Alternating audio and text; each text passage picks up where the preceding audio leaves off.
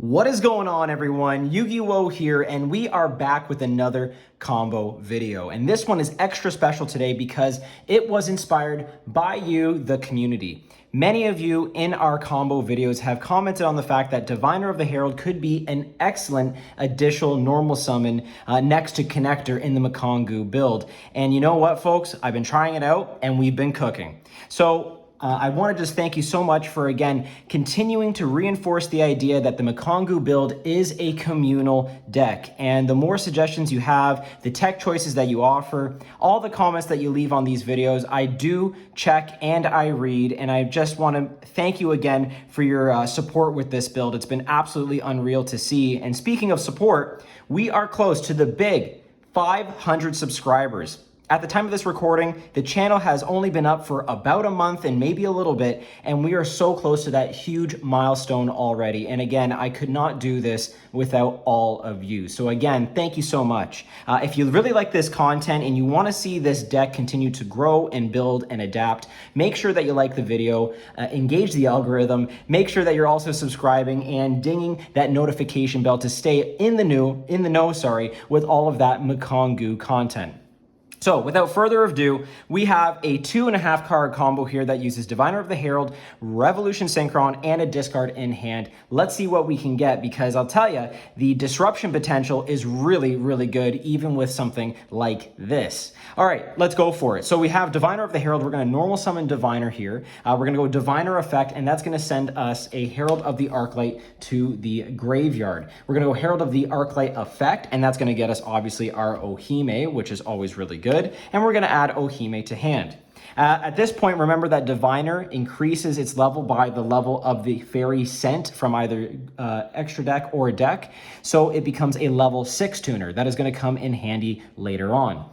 Cool. So now we're going to go Ohime effect to reveal, and we're going to add from our deck a ceremony and discard a discard. Now, of course, this could be a Mikankguu girl. This could be an equip. This could also be Jet Synchron. All of those things are excellent discard fodder that can allow you to continue to extend beyond just what I'm showing you today. Okay, awesome. Now what we're going to do is go Ceremony effect, special out the Ohime. Ceremony is going to hit the graveyard, and we are looking great. We've got Revolution Synchron still in hand. We've got our Diviner on the field, and we have Ohime.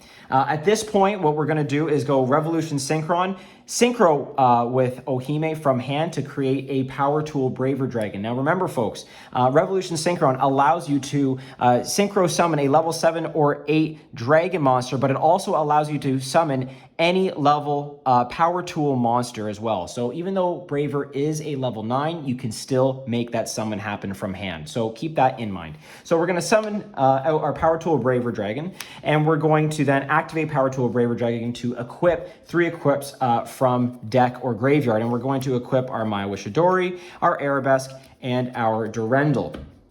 So all of these are going to become equipped to Power Tool Braver. We're going to activate Durendal, and we're going to grab our Renault. Of course, Durendal falls off at this point. So we have our Renault in hand. We have, of course, Arabesque and Maya Wishadori equipped to Power Tool Braver. At this point in time, we're going to activate Revolution Synchron's and Synchron Effects Grave effect. Sorry, I can't even speak right now, folks. We're going to activate Revolution Synchron. It's going to special. We're going to mill. Make sure that you do shuffle the deck before you mill, because you did have to dig into it for your equip spells. So we have Revolution Synchron now, which is a level 1, and Power Tool Braver Dragon, which is a level 9. We're going to synchro summon here and go into a level 10. And it shouldn't be a surprise as to what we're going into. We're going into Big Bad Barone. So great. So we have our level 10 on field, an Omnigate, which is always really nice to have. We're then going to go into our graveyard, and we're going to activate our ceremony here. And we're going to banish the ceremony, and we're going to send from our deck a Hare. Now remember, Maya Wishadori was sent to graveyard via Power Tool Braver Dragon being synchroed off. So we're going to activate Maya Wishadori, targeting the Hare, and we're going to then special out our Hare and equip it with Mayo. So because it's equipped, we're going to activate Hare's effect, and that's going to allow us to search for our Fire Dance. And so we have Fire Dance and Renault both in hand. At this point in time, we have a Fire Warrior on the field because of Hare, so we're going to special out our Renault. We're going to go Renault effect, targeting the Arabesque in our graveyard. And we're going to add that to our hand. So we have Fire Dance and Arabesque now in hand. Remember that Renault, when it's special summoned, becomes a tuner, which is really important. Now, this is a really key juncture in the combo where you can kind of splinter off and do a couple of different things depending on what you have in your hand already. Because Diviner is a level 6 and Hare is a level 3, you can go into a Synchro Emperor Charles and then put Arabesque in hand or equip it to him in order to go into your Link Charles, which gets you a Spell Trap Negate and a non-targeting pop. Those are very good. What I'm about to show you is probably a little bit more extension here, and I think just gives you a little bit more sort of interaction or problematic sort of interaction points for your opponent, because we're going to deal with a Macrocosmo on the field, or a mini version of it anyway. So what we're going to do is activate Arabesque and equip it to the Hare here. We're going to go Arabesque effect, and that's going to special out our Huli. Of course, Hare should bounce to hand, but because it was brought out by Mayo, it's going to get banished instead, and the Mayo goes to the graveyard. Because our Huli is now equipped, we're going to activate Huli's effect, and we're going to get our Promise here, okay? So at this point in time, we've got a level 1 tuner, we have a level 3 in Huli, and we're going to synchro off these two monsters and go into our second Herald of the Arclight. Cool. We have Fire Dance in hand. We're going to activate Fire Dance, non-target, bring back the Huli here. We have a level 6 in Diviner. We have a level 3 in Huli. So we're now going to synchro summon these two together. And of course, Fire Dance falls off as well. And go into our Infernoble Knight Emperor Charles. Okay, Charles is really good because it gets you that non-targeting pop. And you're going to see how we turn it on in a second. He also has an end phase effect as well to be aware of to, make sure that he is live. So don't forget to activate him. So we're going to go set the Promise here in the back row. In end phase, we're going to activate Infernoble Knight Emperor Charles's effect. We're going to equip to him Durendal, actually. You could equip the Arabesque to make him be immune to card effect destruction, which is fine. You can totally do that. I'm equipping the Durendal here, so that way we have clapback on the next turn. We might want to get our Hare here and then engage some Mikankguu shenanigans on the opponent's turn, so just keep that in mind. And then at this point, we can also equip a Fire Warrior monster to Infernoble Knight Emperor Charles, giving him 500 attack. We can equip Oliver here to make him untargetable. That's a really good option as well. You could also equip a Hare if you want to get Hare in rotation that way too. It just depends on, again, your hand state, your board state, and where your opponent's at as well and what they're playing. So at this point, we can pass off to our opponent. We're going to use up our negations here. We have a Baron negate, we have a Herald of the Arclight negate. Sometimes they force the battle phase in order to do so. And that's okay, because when they try to do anything and we want them to extend maybe just a little bit more than they should, we'll go Promise effect, and we're going to special out our Nini here in Collector's Rare. And we're also going to equip to Nini our Arabesque. Sorry, folks, in the camera here. And then, of course, the Promise falls off.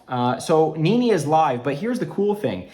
With Promise, you special out a Mikankguu girl, then you have the option of equipping an equip spell either from graveyard or your hand. So that then is really important because it's not simultaneous. It's one and then the other. So at this point in time, Infernoble Knight Emperor Charles, the synchro version, has seen Nini get equipped, and that activates him, which can, again, non-target destroy a card on the field, which is really good. It helps get rid of some problematic back row, maybe the monster that is going to go into battle phase, for example, whatever the case may be. And remember, with Herald of the Arclight, we tribute it, and we can also get, or if it's sent by battle, we also get Ohime access as well. So we get just a ton of really cool recursion, and the board is really sticky. Again, if we use up Baron's effect, that's totally fine as well, because on our following turn, we can go Baron effect in the standby phase in order to switch him out for the Power Tool Braver Dragon. And we can, again, recycle the resources that we have in our graveyard or bring him back into deck as well with those really cool equips, okay? So, that's another good option, and you can just kind of keep playing from there. So altogether, folks, you have 1, 2, 3, 4 different points of interaction, 2 Omni Negates, a non-targeting pop, and a Snatch Steal. At that point, you're really, wasting your opponent's resources and trying your best to stifle them, so they really don't have much of a play. And you can survive the next turn and then go in for either an OTK or put them in a really disadvantageous position. So with that all being said, folks, that is the combo. Again, inspired by you, the community. You recommended I try out Diviner in addition to Connector. In terms of consistency, we will see how it plays out. But I just wanted to throw that at you because, you know, it's good to have options and it's good to see what this deck can do, not just as an engine or as an OTK engine, but as a combo piece as well. So if you have any sort of suggestions, you saw the same 2.5 cards in your hand, what would you do? How would you approach the situation? Let me know in the comments below. Make sure you like, subscribe, ding that notification bell so that way you can stay in the know with all that good Mikankguu goodness. So with another combo, this is Mikankguu signing out.